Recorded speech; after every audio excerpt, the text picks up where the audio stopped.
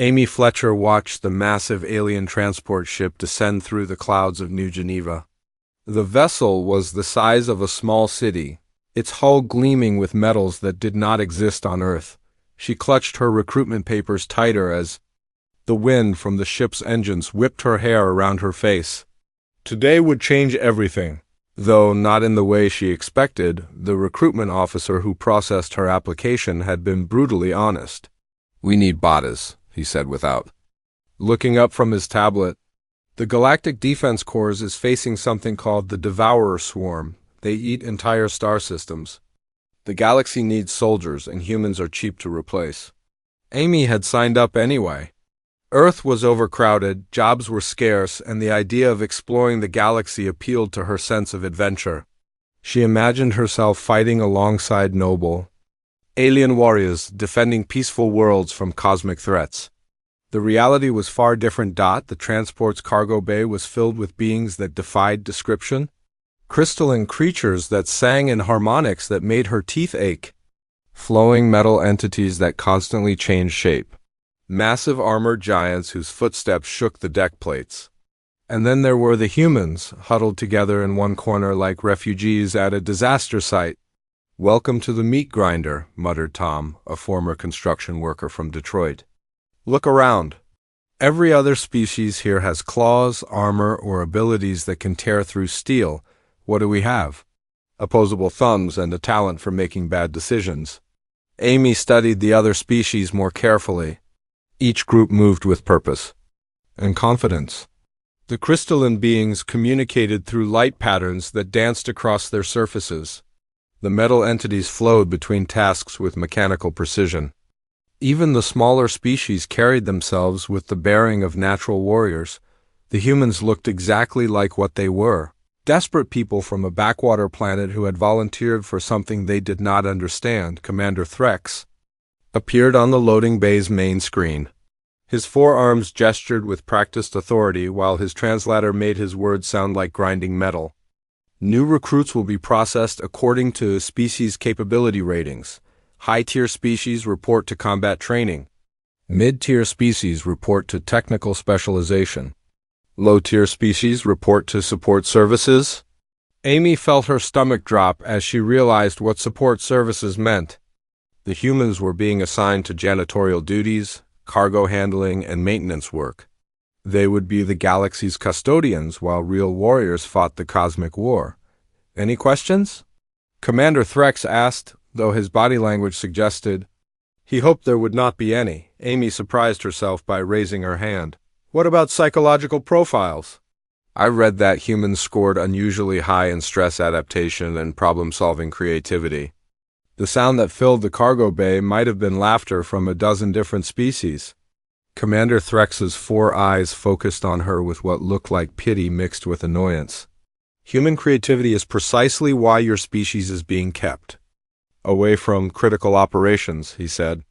"We need predictable responses and reliable behavior. Your species' tendency toward chaos makes you unsuitable for anything beyond basic labor." The processing center was a marvel of alien efficiency. Each species was sorted, equipped, and assigned quarters based on their capabilities. The crystalline beings received advanced combat suits that enhanced their natural abilities. The metal entities were integrated with ship systems that allowed them to interface directly with technology. The armored giants were given weapons that could level buildings. The humans received janitor uniforms and basic cleaning equipment. Amy's quarters were in a section of the station, clearly designed for disposable personnel. The walls were bare. Metal, the beds were simple bunks, and the common areas contained nothing but basic necessities. It was functional but depressing, like a prison designed by accountants. "This is what we get for being the new kids on the block," said Lisa, a former nurse from Canada. "Every other species has been part of the galactic community for centuries. We're the aliens here." But Amy refused to accept that fate. While her fellow humans complained about their assignments, she threw herself into her work with determination. It surprised even her. Her job was maintaining the lower levels of the station, keeping cargo bays organized and ensuring that supply routes remained clear. The work was tedious, But Amy found herself asking questions that her supervisors found annoying. Why did the cargo containers need to be arranged in specific patterns? What was the logic behind the current routing system? Could efficiency be improved by changing the workflow? Most of her alien supervisors ignored her questions or told her to focus on her assigned tasks.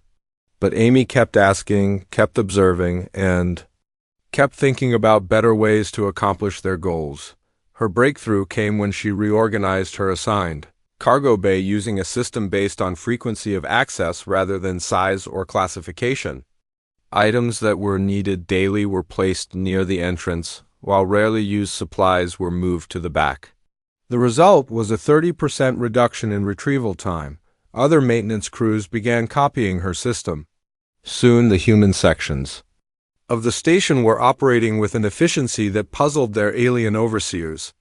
Amy's innovations were spreading, and the results were undeniable. It was during this period that she first encountered the creature that would change her life forever. The security alert echoed through the station's corridors like a death knell. Amy was in the depths of the cargo levels when the announcement came through the communication system. Security breach in containment level 7. All personnel maintain safe distance. Repeat, maintain safe distance.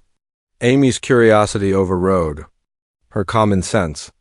Instead of following evacuation protocols, she made her way toward the security level. The corridors were filled with running figures as alien security forces responded to the emergency. She reached the containment level just as the emergency barriers activated. Through the transparent aluminum windows, she could see the aftermath of whatever had happened. Scorch marks covered the walls, and pieces of broken equipment littered the floor, but it was the creature in the center of the chaos that captured her attention. The being was massive and seemed to exist in too many dimensions at once. Its form shifted between shadow and substance, with angles that hurt to look at directly. Tentacles or limbs emerged from its central mass, each one ending in what might have been claws or sensors. "Do not look directly at it," warned her supervisor, a nervous insectoid being named Crix. "That is a shadow maw. They are the most dangerous predators in the galaxy, and the military keeps them for assault operations against the devourer homeworlds." Watched as security forces surrounded the creature with weapons drawn. But something about the scene bothered her. The shadow maw was not attacking randomly or trying to escape. It was moving in a pattern, responding to specific stimuli from its captors. "It is not mindless," she said quietly. "Look at how it moves. It is reacting to their behavior, not just lashing out." Crix's compound eyes focused on her with alarm. "You must not think of it as intelligent. Shadow maws are weapons, nothing more. They exist only to kill." But Amy could not shake the feeling that she was looking at something more than a simple predator. The creature's movements had a rhythm, almost like a dance. And when it briefly turned in her direction, she felt a moment of connection that defied explanation. The shadow maw settled back into its containment unit, but Amy noticed that its attention kept returning to the observation window where she stood. For reasons she could not explain, she felt as though it was studying her as intently as she was studying it. That night, alone in her quarters, Amy researched everything she could find about the shadow maw species. Most of the information was classified, but what she could access painted a picture of beings that were far more complex than simple predators. They came from a region of space where normal physics did not apply. They could manipulate dimensions and travel through folded space. They had been captured by the Devourer swarm and used as weapons against other species for centuries, but nowhere in the files did she find evidence that they were truly mindless. Everything she read suggested beings of incredible intelligence, who had been forced into servitude by powers beyond their control. Amy fell asleep that night with the image of the shadow maw burned into her memory. She did not know it yet, but that creature would soon choose her as something she never expected to become. A leader in a war that would determine the fate of the galaxy. The joke recruit was about to discover that sometimes the most unlikely connections could change everything. 3 days after the containment breach, Amy found herself scrubbing floors in the section adjacent to the high security levels. The work was mindless, but it allowed her to think about the shadow maw she had seen. Every time she closed her eyes, she could see its shifting form and feel that strange moment of connection. The alien janitor working beside her was a slug-like creature named Gorth who had been assigned to the same duties. Unlike Amy, Gorth seemed content with his role and never questioned the established procedures. He worked with mechanical precision, never deviating from the prescribed cleaning patterns. "You think too much?" Gorth said in his wet, bubbling voice. "Maintenance workers should focus on maintenance. Questions lead to complications." Amy paused in her scrubbing to look at him. "Do you not wonder about things? About why we do what we do, or whether there might be better ways?" Gorth's eye stalk swiveled toward her with what might have been confusion. "Better ways are determined. By those with authority, we follow procedures. This is the natural order." The conversation bothered Amy more than she expected. Gorth represented everything she was fighting against: the acceptance of limitations, the willingness to remain small and invisible, the belief that some beings were meant to lead while others were meant to follow. Her thoughts were interrupted by an announcement that echoed through the station's corridors. "Maintenance crew report to containment level 7. Specialized cleaning required." Amy's pulse quickened. Level 7 was where the shadow maw was being held. She grabbed her cleaning supplies and headed for the lift, her mind racing with possibilities. The containment level was a maze of corridors, lined with energy barriers and monitoring stations. Amy had never been inside the high-security section before, and she was struck by how different it felt from the rest of the station. The walls hummed with power, and the air itself seemed to carry a charge of barely contained danger. She was assigned to clean the observation deck outside the Shadow Maw's containment unit. The creature was there, motionless in the center of its prison, surrounded by layers of energy fields that would have disintegrated any normal being. But as Amy began her work, she noticed something that made her heart skip. The Shadow Maw was not as still as it appeared. Its form shifted subtly, and she realized it was watching her work through the barriers. "Fascinating specimen," said a voice behind her. Amy turned to see Dr. Korvac, the station's chief xenobiologist, approaching with a tablet in his hands. "We have been studying the Shadow Maw species for decades, but they remain largely mysterious." Amy continued cleaning while listening to his explanation. "They exist partially outside normal space-time," Dr. Korvac continued. "Their consciousness operates on levels that our instruments cannot measure. But they are valuable weapons against the Devourer swarm." "Weapons?" Amy asked, unable to keep the question from escaping. Dr. Korvac's expression became more serious. "The Shadow Maws are the only beings that can match the Devourers in close combat. They have been captured and conditioned to serve as shock troops. Without them, we would have no hope of victory." Amy watched the creature behind the barriers with new understanding. It was not just a prisoner, it was a slave, forced to fight in a war that was not its own. The realization filled her with a mixture of anger and sympathy that surprised her with its intensity. Dr. Korvac noticed her expression. "You should not anthropomorphize it," he warned. "The Shadow Maws are not like us. They do not experience emotions or form connections the way sentient species do.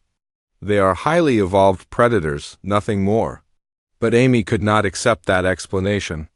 Everything she had observed suggested a being of incredible intelligence and complexity.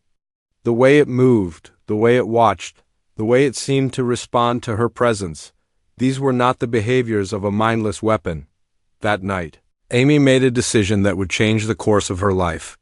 She used her maintenance access codes to return to the containment level during the night shift. The corridors were empty except for automated security systems, and she made her way to the observation deck outside the Shadow Maw's prison. The creature was awake, its form shifting in patterns that seemed almost like a dance. When it sensed her presence, it moved toward the barrier closest to her position. Amy approached slowly, her heart pounding with excitement and fear. "Hello?" she said quietly, feeling foolish for speaking to something that supposedly could not understand her. The response was immediate and overwhelming. The Shadow Maw's form brightened, and suddenly the air was filled with complex harmonic patterns.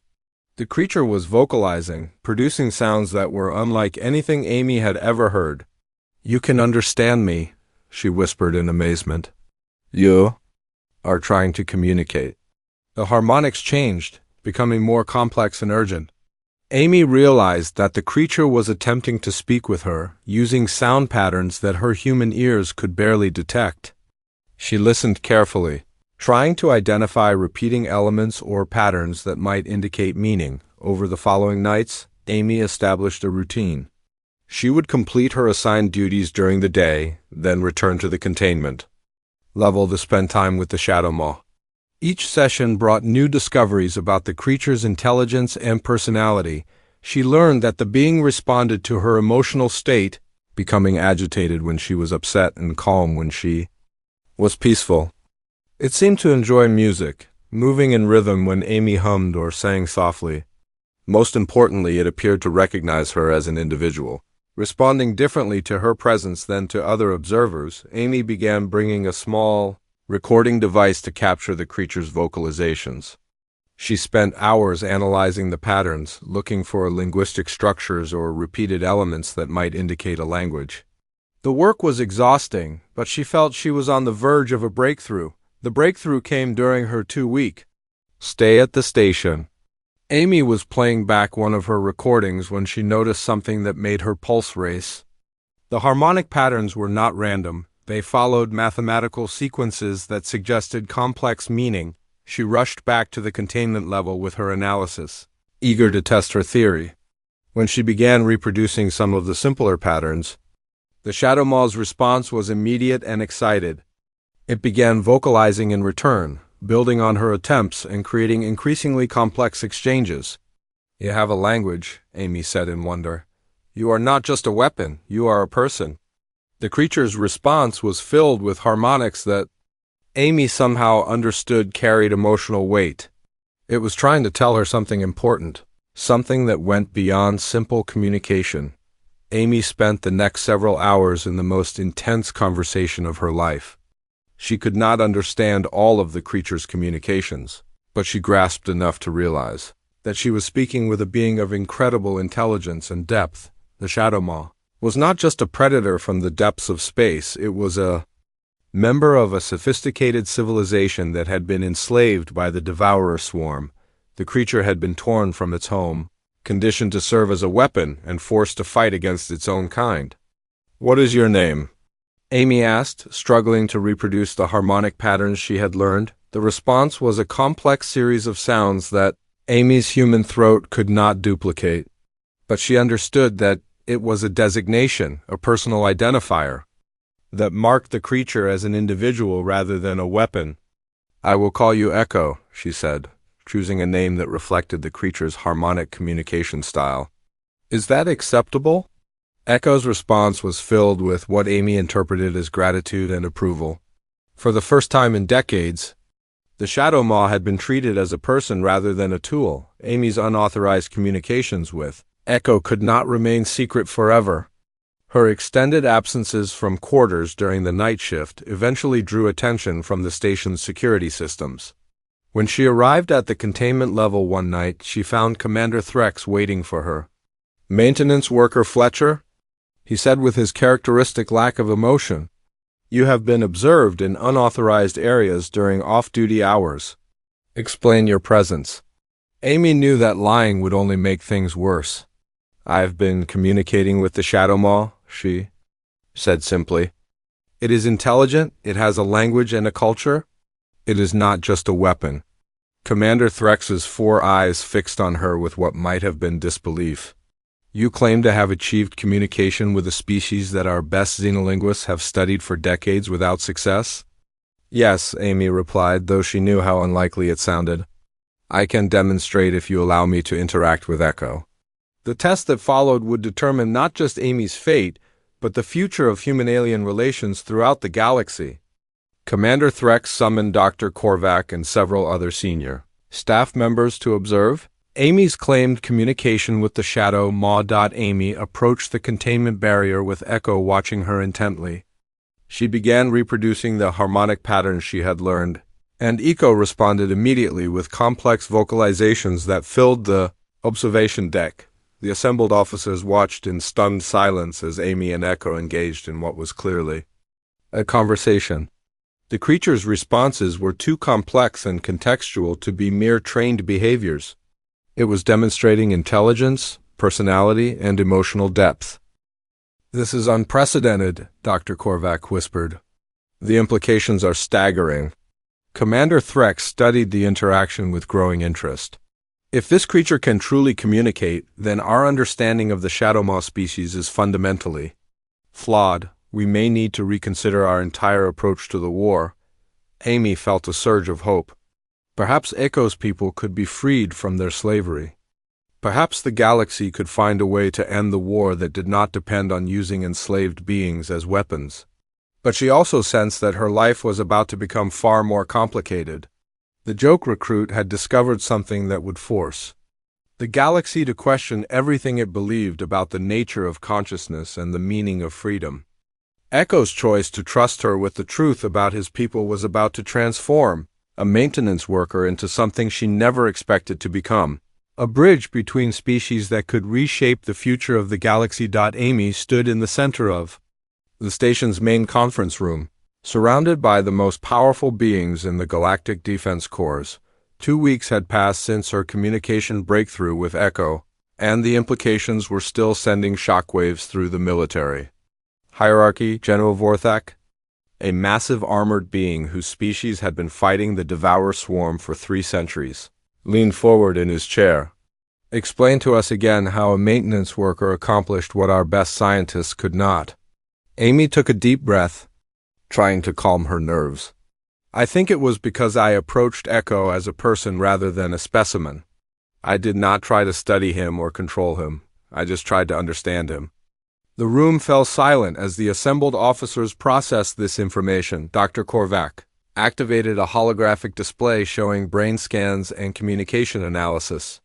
"The patterns we have recorded are definitely language structures. Complex, sophisticated language that suggests abstract thinking and cultural memory." Commander Threx gestured toward the display with 2 of his forearms. "If the Shadow Maws are truly intelligent, then our use of them as weapons may constitute a war crime under galactic law. We could be no better than the Devourers themselves." Amy felt a surge of hope. Perhaps the military would be willing to change their approach if they understood the true nature of Echo's people. But General Vorthak's response crushed that hope quickly. "War crimes are a luxury we cannot afford," he sighed grimly. "The Devourer swarm is consuming entire star systems. Without the Shadow Maws, we have no hope of victory. Intelligence or not, they remain our most effective weapon." The debate that followed was intense and painful. Some officers argued for treating the Shadow Maws as sentient beings with rights. Others insisted that the war's stakes justified any means necessary. Amy found herself caught in the middle, trying to advocate for Echo's people while understanding the desperate situation facing the galaxy. Captain Zoran, the station's tactical officer, finally broke the deadlock. "Perhaps we are looking at this wrong. If the Shadow Maws are intelligent, then they might be willing allies rather than unwilling weapons. A cooperative force is always more effective than a coerced one." Amy seized on this opportunity. "Echo has told me about his people's history. They were architects of space itself, able to manipulate reality in ways that no other species can. Match, they were not warriors before the Devourers enslaved them." She activated the communication device she had developed to translate Echo's harmonics into patterns that the station's computers could analyze. "Echo, please tell them about your people's civilization." The response filled the room with complex musical patterns that the translation system struggled to process. But the meaning came through clearly enough. Echo's people, the Umbral Collective, had been explorers and artists who shaped space-time itself as a form of creative expression. "We were gardeners of reality." The translation system rendered Echo's words in a mechanical voice. We cultivated new forms of existence, new ways for consciousness to experience the universe. The Devourers feared our creativity and sought to transform us into weapons of destruction. General Vorthak's expression hardened. If your people are so powerful, why did you not resist the Devourers? Eco's response carried harmonics that Amy had learned to recognize as deep sadness. The Devourers possess weapons that can unmake beings from existence itself. To resist openly meant not just death but complete erasure from reality. We chose survival over heroism. The revelation sent a chill through the room. If the Devourers could literally erase beings from existence, then the war was even more desperate than anyone had realized. Amy spent the next several days working with Echo to develop a deeper understanding of the Umbral Collective's situation. What she learned was both heartbreaking and strategically crucial. The Shadowmaws were not just individual prisoners, they were part of a vast network of enslaved beings throughout the galaxy. The Devourers had perfected a system of psychological warfare that broke entire species' will to resist. They would capture key individuals, condition them to serve as weapons, and use them to conquer their own people. My people are scattered across the galaxy, Echo explained through their growing communication system.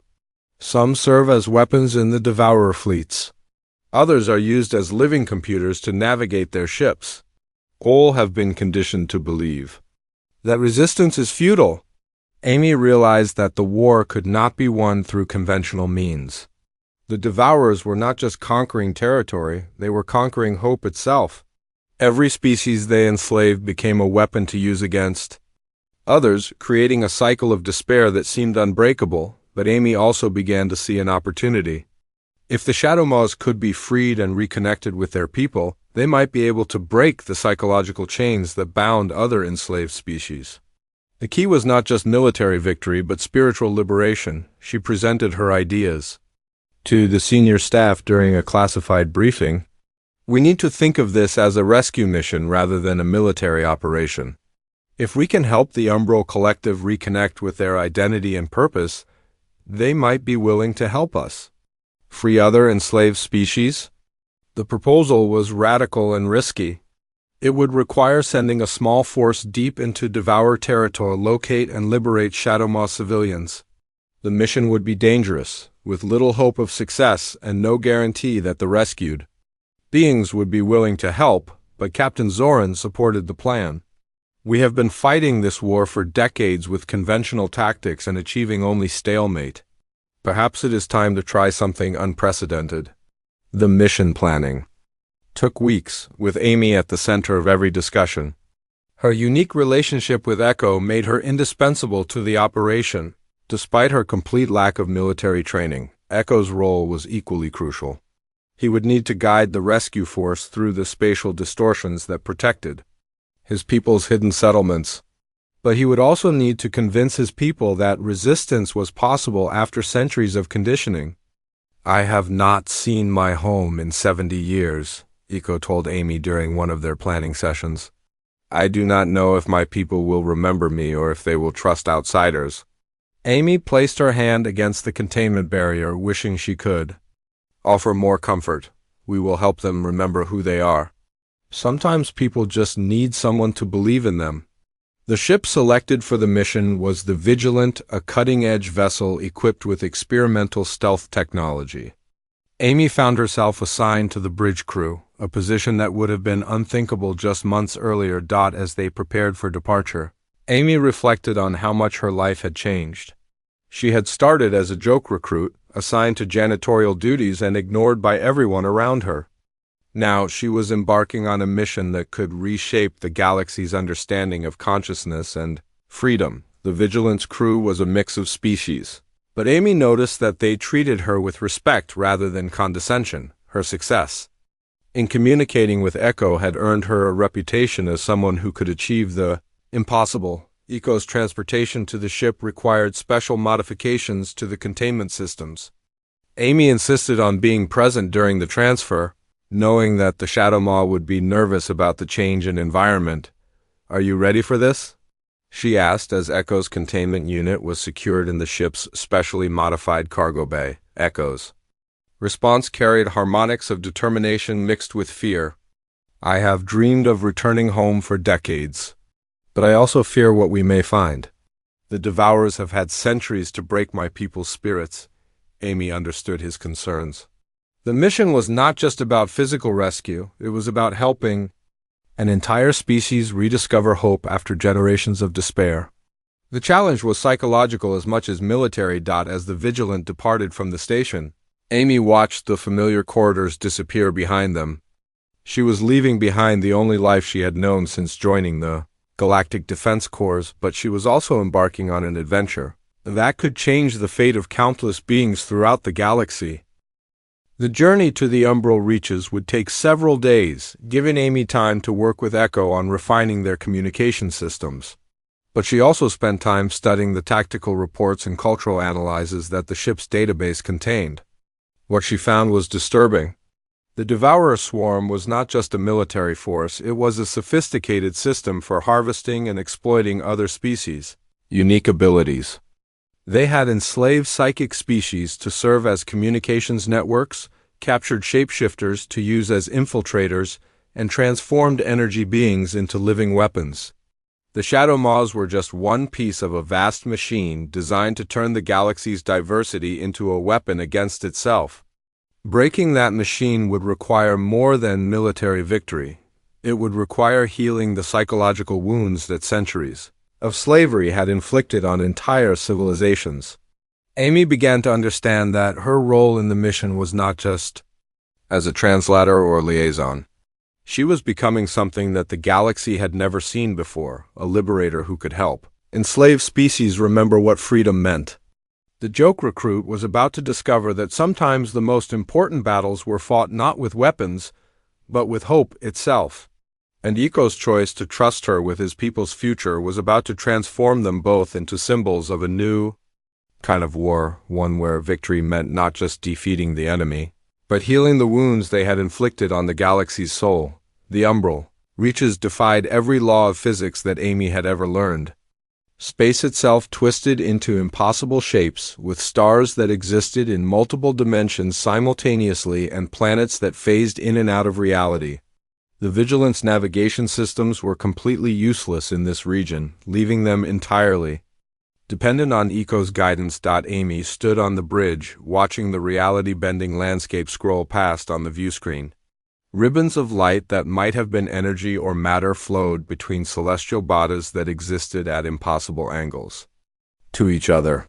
The very concept of distance seemed meaningless when space could be folded like origami. How do your people navigate through this?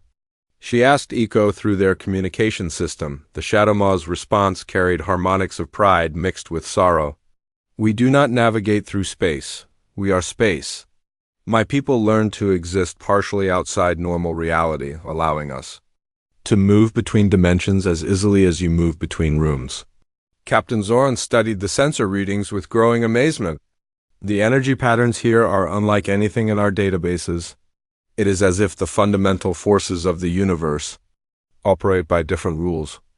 Amy realized that they were not just traveling through space. They were traveling through a living artwork created by an entire civilization. Every spatial distortion, every impossible geometry, was a deliberate expression of the umbral collectives. Culture and history, but she also sensed something darker in the patterns. The beautiful complexity was marred by harsh geometric structures that felt alien to the flowing designs. Echo, what are those angular formations? Echo's harmonics took on a tone of deep pain. Those are the Devourer modifications. They have spent centuries forcing our reality-shaping abilities to create weapons and prisons. Every harsh line you see represents another moment of our people's suffering. The revelation hit Amy like a physical blow. The Devourers had not just enslaved the Shadowmaws, they had forced them to transform their own cultural achievements into instruments of oppression. The very space around them had become a monument to an entire civilization's trauma. As they approached the collective's hidden sanctuary, Amy began to understand the true scope of what they were attempting. This was not just a rescue mission, it was an intervention in a species-wide psychological breakdown that had been developing for centuries. The sanctuary itself was a marvel of dimensional engineering. The planet existed in a state of constant flux, phasing between different layers of reality to avoid detection. Only beings with the collective's unique abilities could navigate the dimensional barriers that protected it. "My people are here," Echo communicated as they entered the planet's outer defenses. "But they are changed. Centuries of servitude have left scars that go deeper than flesh." Amy watched the approach through the viewscreen with growing concern. The Shadow Maw patrol formations they encountered moved with mechanical precision, lacking the fluid grace that she had learned to associate with Eco's natural behavior. These beings looked like soldiers rather than artists. "They have been conditioned to suppress their individuality," Echo explained. "It was the only way to survive the Devourer's psychological warfare. But in doing so, they have lost much of what made them who they were." The landing party that disembarked from the Vigilant was small but diverse. Amy, Captain Zoran, Dr. Korvac, and a handful of specialists followed Echo through the dimensional barriers that protected the sanctuary's surface. The experience of walking through folded space was unlike anything Amy had ever imagined. She found herself existing in multiple realities simultaneously. Her consciousness stretched across different versions of the same moment.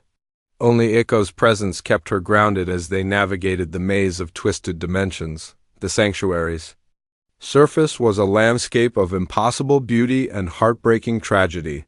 Magnificent structures that existed in multiple dimensions simultaneously were marred by harsh geometric modifications. Gardens that grew in folded space were withered and neglected. Art that had once celebrated the joy of existence now carried undertones of despair. "This was once the greatest achievement of our civilization," Echo said as they walked through the dimensional gardens. "We called it the heart of creation, a place where new forms of existence could be born. Now it is a museum of our defeat." Amy felt tears streaming down her face as she witnessed the destruction of something beautiful and irreplaceable. But she also felt a growing determination to help restore what had been lost. They were met by a delegation of collective elders, beings so ancient that their forms seemed more like living shadows than physical creatures. When they communicated, their harmonics carried the weight of centuries of accumulated suffering. "Eco, who was taken, brings outsiders to our sanctuary," the eldest communicated. "What hope do you offer that we have not already abandoned?" Amy stepped forward, feeling the weight of an entire civilization's expectations. "I offer the possibility that your suffering has not been meaningless, that your people's unique abilities could be the key to liberating not just yourselves, but every enslaved species in the galaxy." The elder's response carried harmonics of bitter laughter. "We have heard such promises before from species that are now extinct. The devourers are inevitable. They consume everything that opposes them. Then why are you still here?" Amy asked. "If they are truly inevitable, why have they not consumed you?" The question hung in the air like a physical presence. Finally, the eldest responded with harmonics heavy with shame. "Because we serve them, we have become their weapon against others. That is how we survive." Amy felt Echo's presence beside her, offering support and encouragement. She understood that this moment would determine not just the success of their mission, but the future of an entire species. "Survival is not living," she said quietly. "And I think you are tired of just surviving." The silence that followed was broken by a sound that Amy had never heard before, the harmonic equivalent of weeping. One by one, the assembled elders began to vocalize their pain, their regret, their desperate desire for something more than mere existence. "You speak of liberation," the eldest finally communicated. "But what can your small force accomplish against the might of the Devourer swarm?" Amy activated the communication device that connected them to the Vigilant systems. "Show them the intelligence reports," she said to Captain Zoran. The holographic display that appeared in the dimensional space showed the results of their recent intelligence gathering.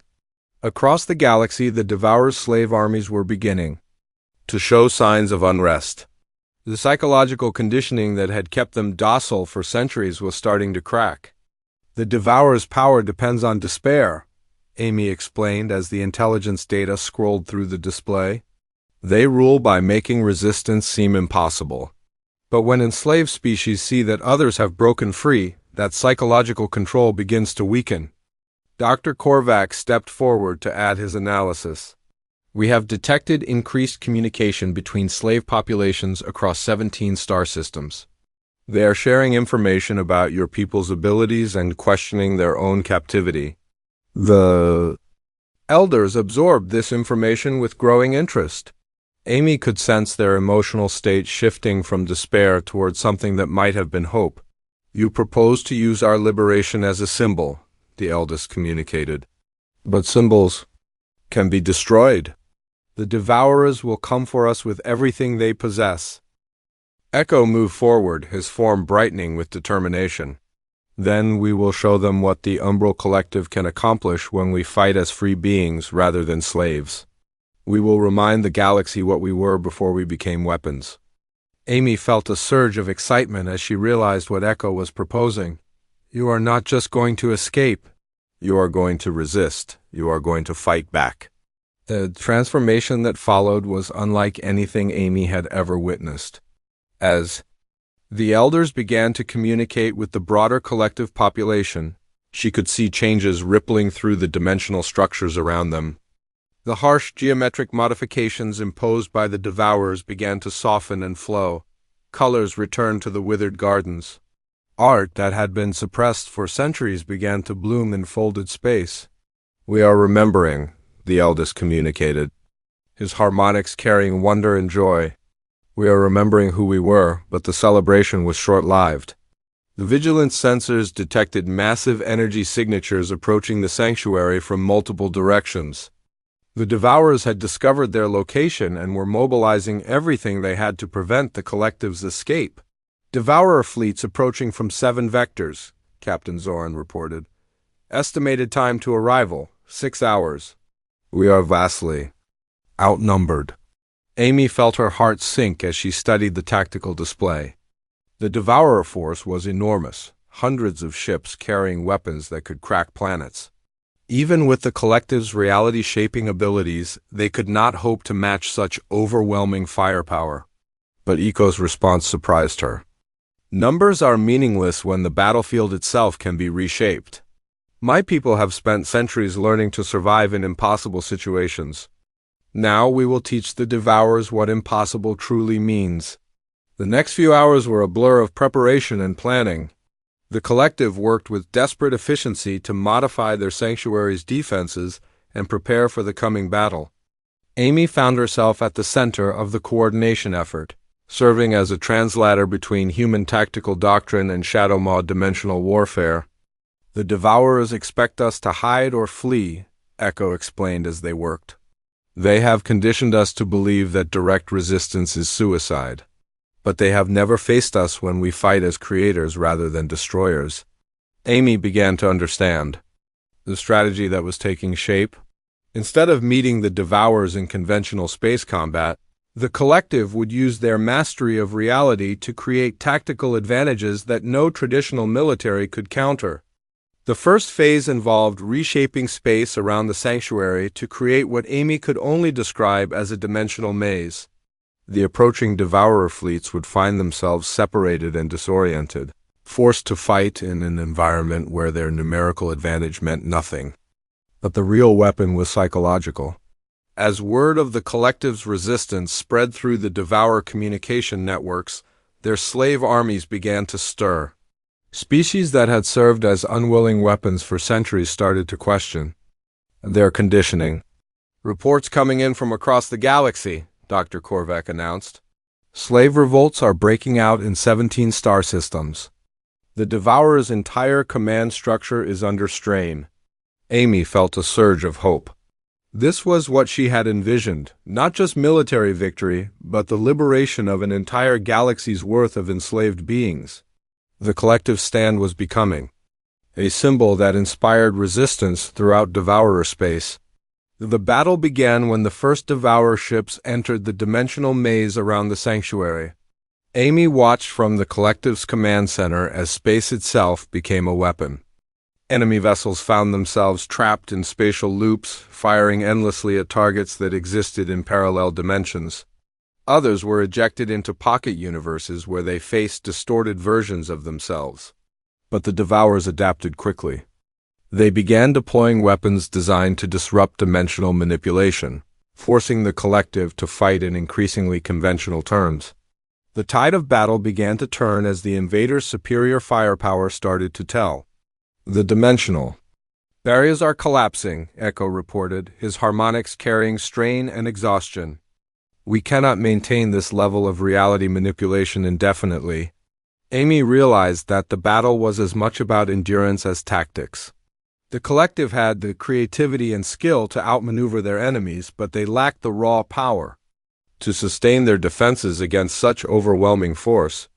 That was when the unexpected reinforcements arrived. New contacts on sensors, Captain Zorn announced. Multiple fleets approaching from Galactic North. Amy held her breath as the identification signals came through. The newcomers were not Devourer forces, they were ships from a dozen different species, all former slaves who had broken free from their conditioning and come to join the fight. The liberation signal worked, Amy breathed in amazement. They are coming to help. The arrival of the liberated fleets transformed the battle completely. Suddenly, the Devourers found themselves facing not just the collective's reality-shaping abilities, but a coordinated force of species with diverse capabilities and desperate motivation. Amy watched as former enemies fought side by side against their common oppressor. Energy beings who had been used as living weapons turned their power against Devourer ships. Psychic species who had served as communication networks began jamming enemy commands. Shapeshifters who had been forced to serve as infiltrators now worked to sabotage Devourer equipment from within. But perhaps most importantly, Amy saw hope spreading through the ranks of beings who had forgotten what freedom meant. The joke recruit who had started as a maintenance worker was witnessing the birth of a galactic revolution. Echo's voice reached her through the chaos of battle. You did this. You showed us that resistance was possible. You gave us back our choice. Amy felt tears streaming down her face as she realized the full scope of what they had accomplished. This was not just a military victory, it was a transformation of consciousness that would echo throughout the galaxy for generations to come. The battle for the Umbral Sanctuary had become the first step in a war of liberation that would free countless species from the Devourer's psychological chains. And at the center of it all was the connection between a human recruit and an apex predator who had chosen her as his leader in the fight. For freedom itself, the final phase of the battle unfolded across dimensions that Amy's human mind struggled to comprehend. She stood in the collective's command center, watching tactical displays show conflicts occurring in multiple layers of reality simultaneously. The liberation fleets that had arrived to support the sanctuary were fighting with a desperation born of hope. Something most of them had not felt for centuries. Amy's role had evolved beyond translation or liaison work. She found herself coordinating between species that had never worked together before, finding common ground between beings whose very existence operated on different principles. Her human ability to adapt and improvise had become the glue holding the alliance together. The Devourer main fleet is attempting to withdraw, reported Commander Vex, a crystalline being whose people had broken free from servitude just hours earlier. But our forces have them surrounded. Amy studied the battle displays with growing amazement. What had started as a desperate last stand had become a decisive victory for the forces of freedom. The Devourers, faced with the loss of their slave armies and the failure of their psychological warfare, were retreating from a battle they should have won easily, but Amy knew that military victory was only part of what they had accomplished. The real transformation was happening in the minds and hearts of beings throughout the galaxy who were rediscovering what it meant to be free. Echo appeared beside her, his form shifting into configurations she had learned to recognize as expressions of joy and pride. The liberation signal has reached the core worlds, he communicated. 17 major slave populations have declared independence. The Devourer Empire is collapsing. The scope of the change was almost impossible to grasp. An empire that had dominated the galaxy for millennia was crumbling, not because of military defeat, but because its victims had finally remembered that they had choices. Dr. Korvac's voice crackled over the communication system from the Vigilant. Amy, you need to see this. The cultural reconstruction data we are receiving is unprecedented. Amy made her way to the ship through the dimensional barriers that still protected the sanctuary. The journey that had once been disorienting now felt natural, as if her consciousness had adapted to exist in folded space. The Vigilance Analysis Center was filled with displays, showing information streaming in from across the galaxy. Liberated species were sharing their histories, their cultures, their unique perspectives on existence. It was as if an entire galaxy's worth of suppressed creativity was exploding into the open all at once. Look at this, Dr. Korvac said, activating a holographic display that showed a map of known space. Each colored region represents a species that has broken free from devourer control. They are sharing technology, art, philosophy, everything the devourers tried to suppress. Amy watched in wonder as the map filled with color. Species that had been isolated for centuries were reaching out to each other, forming new alliances based on mutual respect rather than domination. The galaxy was transforming into something it had never been before, a true community of diverse civilizations, but the victory was not without its challenges. Many of the liberated species had suffered psychological damage that would take generations to heal. Others had been so thoroughly conditioned that they struggled to function without external control. Amy found herself at the center of a massive rehabilitation effort. Her experience with Echo had given her unique insights into the process of helping enslaved beings rediscover their identity and purpose. The hardest part is not the freedom itself, she explained to Captain Zoran during one of their planning sessions. It is learning to trust that the freedom is real. These beings have been conditioned to believe that independence leads to destruction. The work was exhausting but deeply rewarding. Amy spent weeks traveling between liberated worlds, helping former slaves establish new governments and social structures. Her human perspective on democracy and individual rights proved invaluable in societies that had forgotten what self-determination meant. Echo accompanied her on many of these missions, serving as both translator and symbol of successful liberation. His transformation from weapon to free being inspired countless others to believe that change was possible. You taught me something. I had forgotten, Echo told her as they worked to establish a refugee center for displaced beings. You showed me that every individual has value, regardless of their designated function. That lesson is spreading throughout the galaxy. The Devourer Empire's collapse accelerated as more slave populations joined the rebellion. Without their enslaved armies, the Devourers found themselves facing an enemy they could not understand, an entire galaxy united not by conquest, but by the shared desire for freedom. Amy watched reports of the final battles with a mixture of satisfaction and sadness. The Devourers themselves were not evil beings. They were a species that had become trapped in a cycle of domination and control that prevented them from seeing other beings as individuals. The end came not with a climactic battle, but with a surrender that shocked the galaxy. The remaining Devourer leadership, faced with the complete collapse of their empire, agreed to submit to a galactic tribunal in exchange for protection from their former slaves' vengeance. Amy found herself testifying at that tribunal, describing her experiences with Echo and the liberation of the Umbral Collective. Her words were broadcast throughout the galaxy, reaching beings who were still struggling to understand what freedom meant. The Devourers succeeded for so long because they convinced entire species that resistance was futile, she said, addressing the assembled representatives of 1,000 worlds. But resistance is never futile when it is based on the simple belief that every conscious being deserves the right to choose their own destiny. The tribunal's decision was unprecedented in galactic history. Instead of execution or imprisonment, The devourers were sentenced to rehabilitation. They would spend the next century learning to see other beings as individuals rather than resources. Amy was appointed to oversee part of that rehabilitation program, working with former devourer leaders to help them understand the perspectives of their former victims. It was difficult and often frustrating work, but she found it deeply meaningful. "Why do you help us?" asked one of the former devourer commanders during a counseling session. "We enslaved your people. We would have destroyed your world." Amy considered the question carefully before answering. "Because everyone deserves a chance to change. And because the galaxy will only be truly free when even our former enemies can choose to be better than they were." Years passed, and Amy's role in the galaxy continued to evolve.